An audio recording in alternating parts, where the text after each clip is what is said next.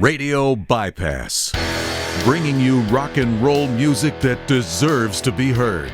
Discover new bands. Here's some old favorites on Radio Bypass. Hey, Radio Bypass. We're here today with another great guest, another band to get you familiar with, if you're not already, and learn a little bit about their story. Joining us is drummer JJ Garcia from the band Katfish. How you doing, JJ? Good. How's it going, man? How's it going with you? Very good. Having a good day. Welcome to Radio Bypass. Yeah, pretty good. Things have been, keeping busy and stuff. Thank you for having me. Thank you for making the time. I appreciate it. Thank you for the support of the single. I greatly appreciate that. So thank you so much. Absolutely. Well, great job on the song, which we'll get into. But first tell us a little bit about Katfish. I know you've been together a while. You're new to my ears with the single that we're going to talk about. But tell us a little bit about the history of the band. Well, Katfish started, I've been in the band maybe close to 4 years. So myself and Lee Bourne, who's the bass player, we're the newbies, if you will. But we've known these guys for a long time. But Katfish started out as an acoustic duo almost in 2000. And it's a funny story. I hope I get it right. The guys have explained it to me, but usually we've had a few beers. So, but, when they met, they knew each other from school and stuff like that. They went to high school. They're from Barstow, California. They played high school sports, excelled in that, did really well, very popular. Everyone knew them. And then I think from what I understand is they loved playing a lot of the Outlaw Country, Southern rock stuff. They would play guitars together. And I think they went to a bar one night or one day and were drinking, and they like, we can do that, whatever those guys are doing over there. So I think it was the bartender like, well, if you want to do it, why don't you guys want to book a show? And they're like, we'll do it. And then I think from what I understand, if the story serves me correctly, they sobered up about a day or two later, and they called him saying, okay, well, we got you on the calendar. You're going to be playing in 2 weeks or 3 weeks or whatever it is. Like, what? Like, yeah, you booked a show. I'm like, oh, man. So they better learn some songs.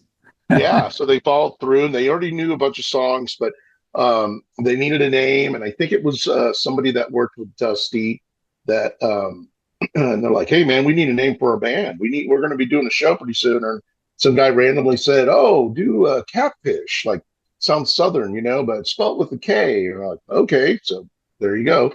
And they did a show. Funny thing is, I think they had to go buy a PA. They didn't have a PA. They had to use, I think, Tommy, the guitar player, Tommy Shoemaker. They had to go borrow his mom's TV trays to put the speakers on.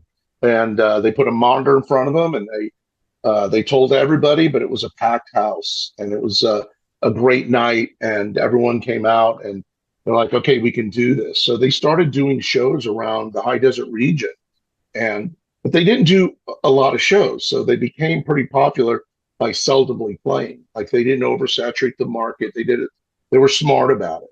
Right. And they did the stuff that they wanted to do. They did stuff that appealed to them, what they grew up on, Waylon Jennings, Paul Haggard, Hank Williams Jr., Leonard Skinner, all that type of stuff. There's several bands. I mean, we do a ton of covers during the shows and stuff, and we pick a whole bunch of stuff out. Social Distortion, all that. We even do a Milli Vanilli cover that, I don't know, maybe we'll record it, but it comes out That's great. A pretty wide range already of just the things you're naming. Well, we keep it fun. And, I've been in this business for a long time as a touring musician, working in the industry. So when my last band, unfortunately, we suffered a loss. Our guitar player passed away when we decided, to go our separate ways. But, he was an intricate part of it. So it was a big blow to us. And I'm like, I think that is done. I sat in, I did studio stuff, but, I put a lot of time into the other band I was playing in called Judge Jackson. I was just going to ask you, but was that because as I was trying to get a little bit familiar with your career, I checked out that Picking Me Up song. It was really good. Oh, thank you. Thank you. Awesome. Thank you so much.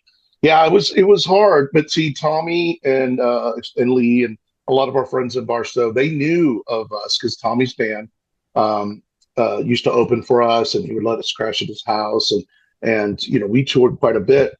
But I wasn't really looking to get in a band. I was doing stuff with other people, but I wasn't really looking. And Tommy called me and was, look, man, I'm playing with this singer. You met him, Dusty. He's great. And I'm like, and they played a show, and I was like, this guy's amazing. Like, I'm not like amazing just as a person, but a singer. Like, he really embodied that spirit. And then they said, well, do you want to play a couple shows with us? And we did. And then COVID hit.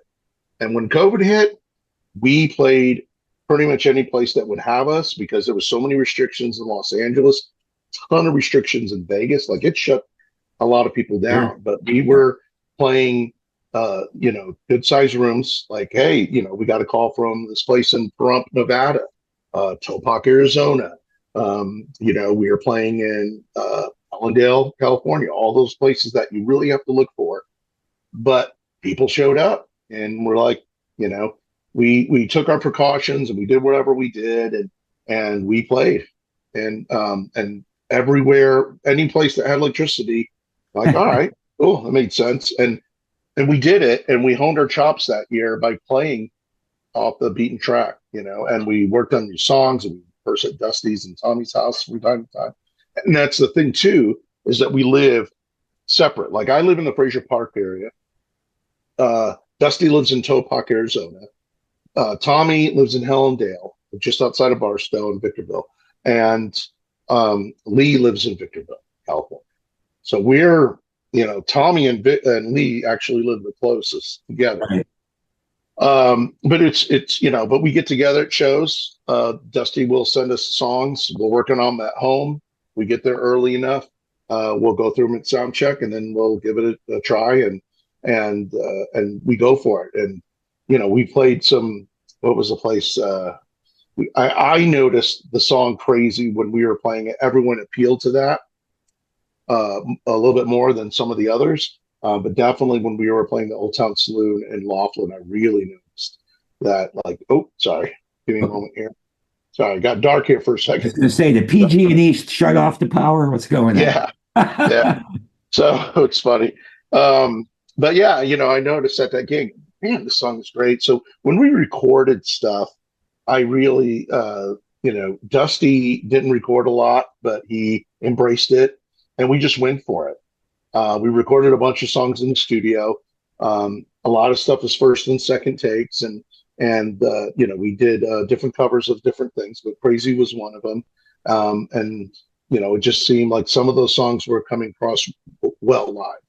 And then when it was time to, like, let's release a single, because we're going to probably release an EP next year. So I don't know when. We have songs picked out for it. We're going to work on some original songs as well. We're hoping to get it out late spring next year, maybe early summer. But this will be on there. But a good friend of ours, Stevie D, who is mostly known for being in the band Buck Cherry.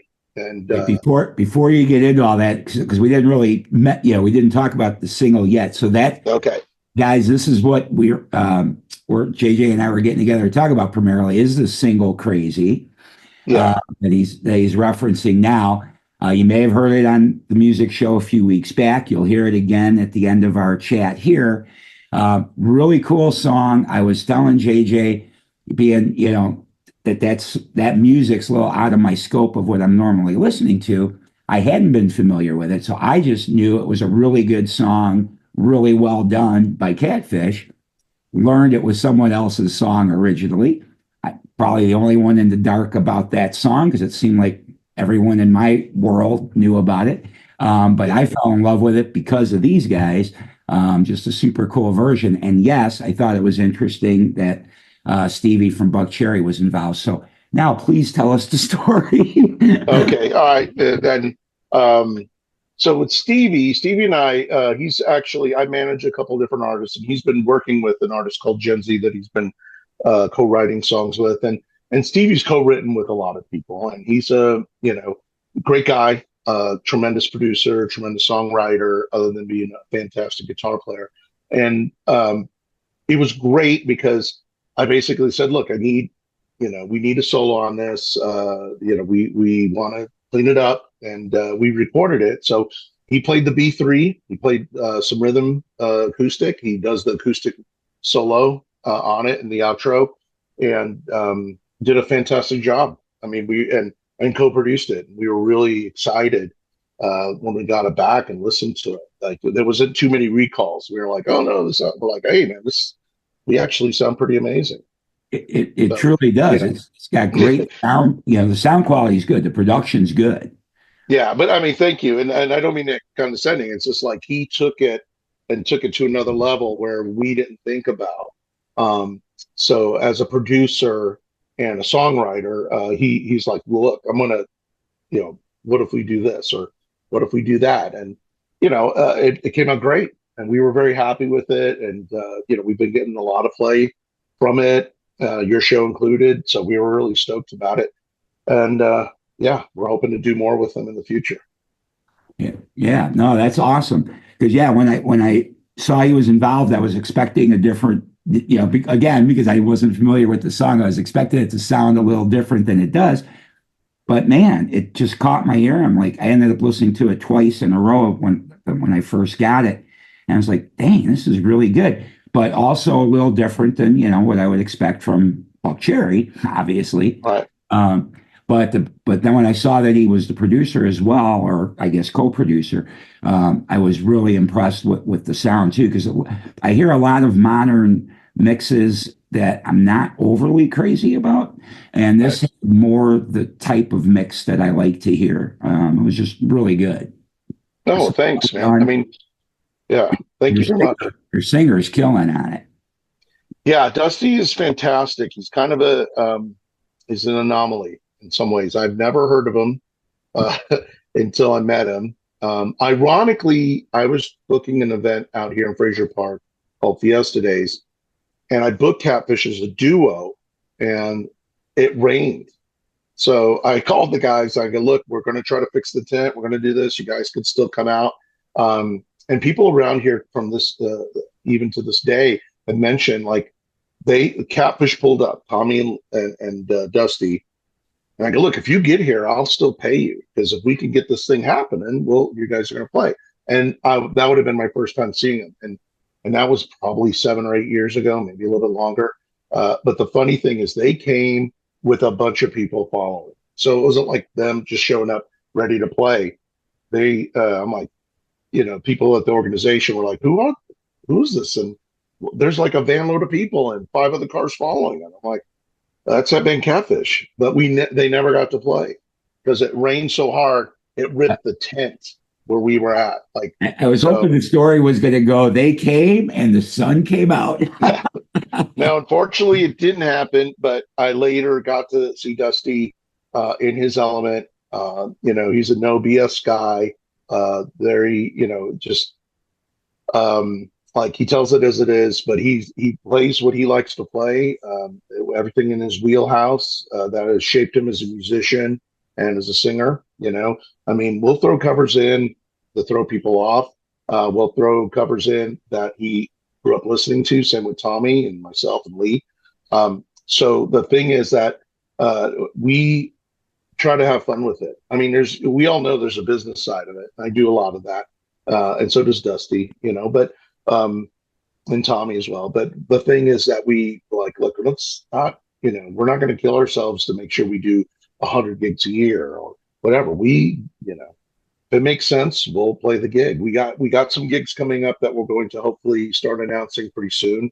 Part of the we already got one booked, and it's going to be part of what they call the Southern Rock Thunder Tour, and it's with 2 other tribute bands, Beer Drinkers and Hellraisers, which is a ZZ Top tribute. Yeah, obviously, yeah. Yeah, and then Skinner Rising, which is a Skinner tribute out of SoCal. Great bands, great guys.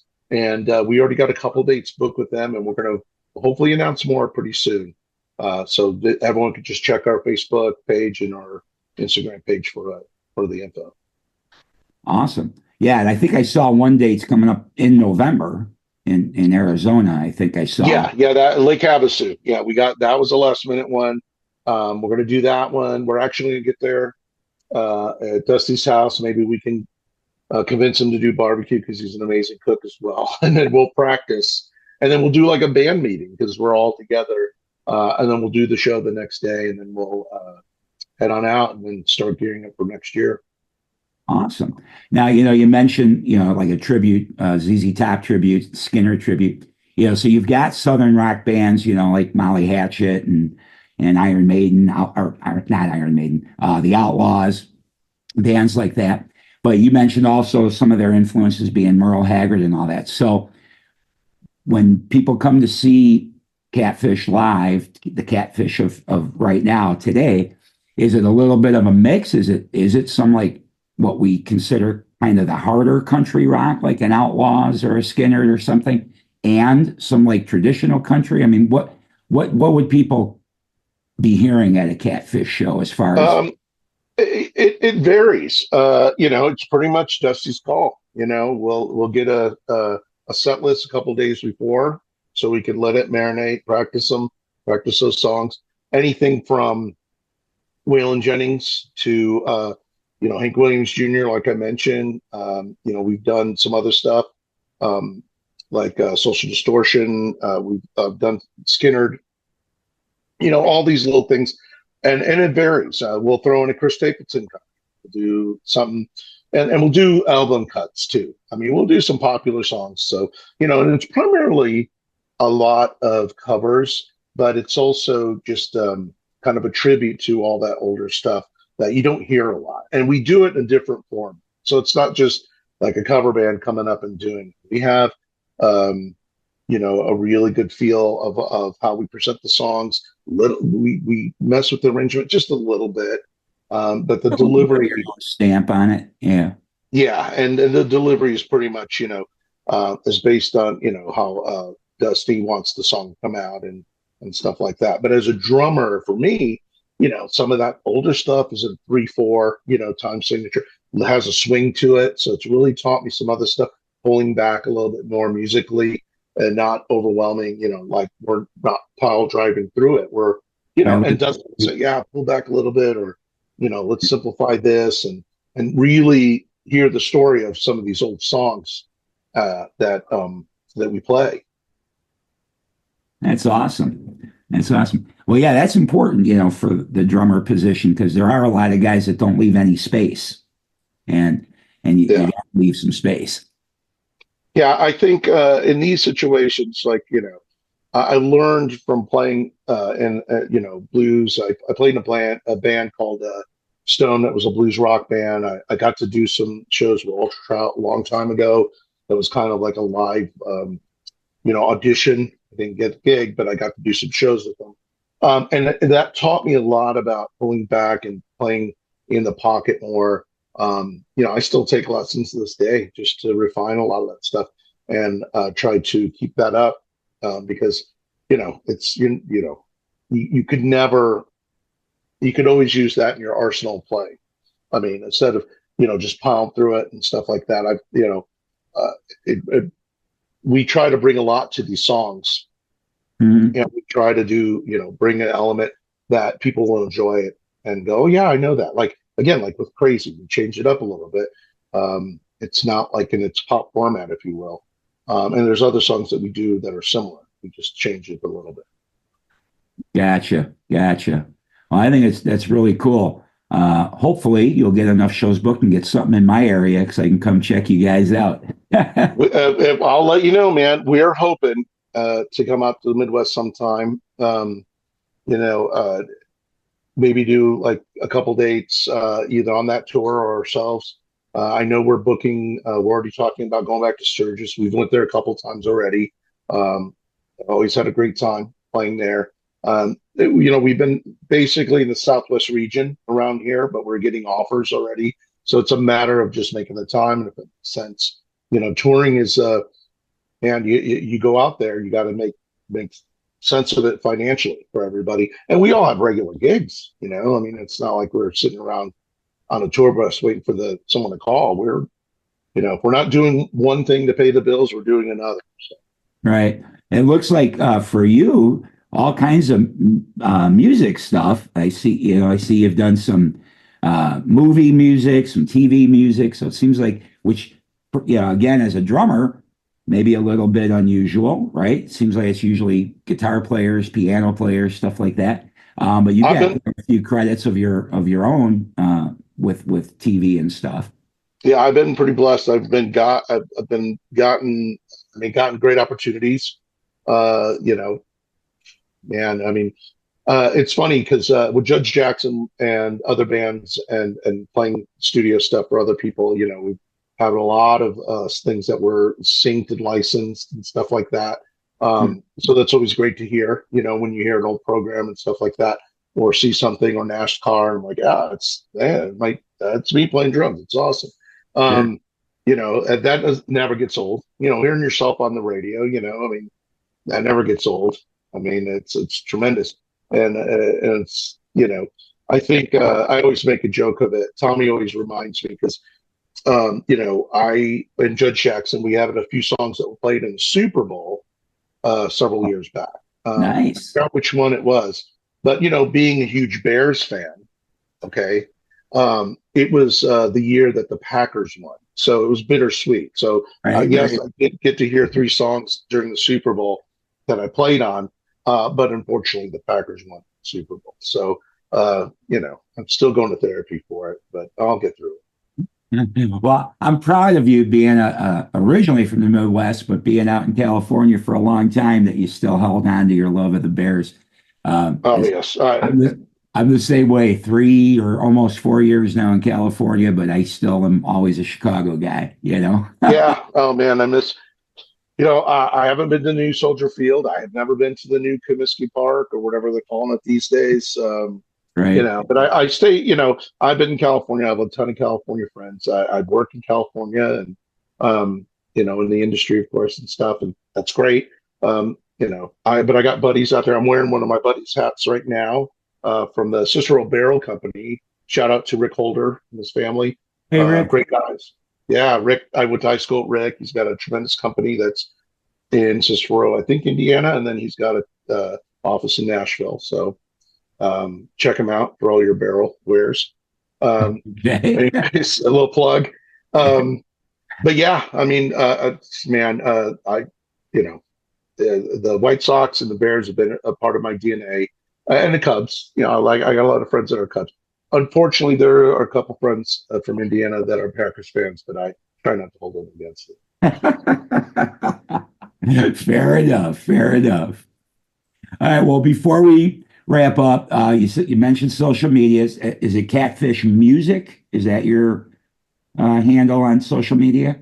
Well, yeah, Katfish _ acoustic for the Instagram page, and then at Facebook it's Katfish Music. You'll see our giant mugs on there if you pull us up, and then it gives it all the information, upcoming shows, music. New music will be announcing soon. New shows will be announcing soon. So I hope everyone gets a chance to check it out. Awesome. And anything else we should know about the band? Other than that, you just please, support live music. I can't tell people enough of that. I mean, it's the lifeblood that keeps things going. I mean, with all this other stuff and streaming in the world and supporting music, any genre is great. But, just get out there and see live music. There's nothing like it. Nothing like it. All right. Well, JJ, I appreciate you coming by Radio Bypass. Thank you for having me, man. And thank you for your support. I really appreciate it. Oh, my pleasure. My pleasure. Good music's good music. Like I told you, a little out of my wheelhouse, but that song, oh my God. So I can't wait to hear more from you guys. So everybody, this is JJ Garcia. The band is Katfish with a K, Katfish. And stick around right now. We're going to play the song we've been talking about, Crazy. Thanks again, JJ. All right. Thank you, Ralph. I appreciate it. Take care, man. I remember when I lost my mind. There was something so pleasant about that fate. Even your emotions had nickel so much space.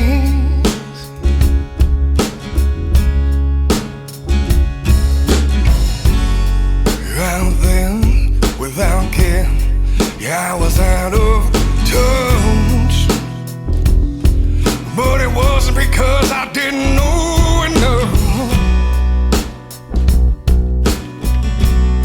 I just knew too much. That make me crazy. That make me crazy. That make me crazy. Probably.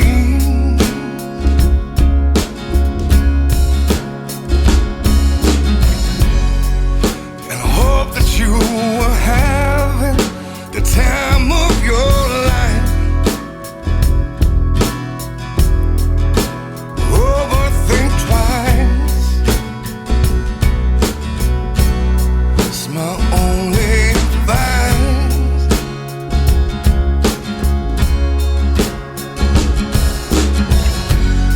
Come on now. Who do you think you are? Oh, bless your soul. Do you really think that you are in control? Well, I think you're crazy. I think you're crazy. I think you're crazy. Just like me.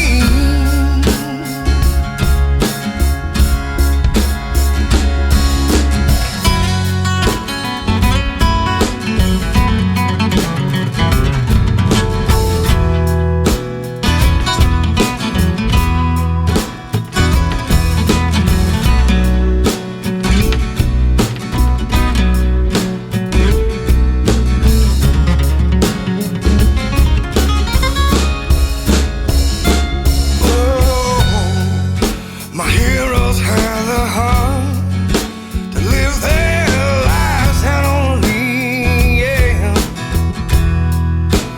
All I remember is thinking I wanna be like them.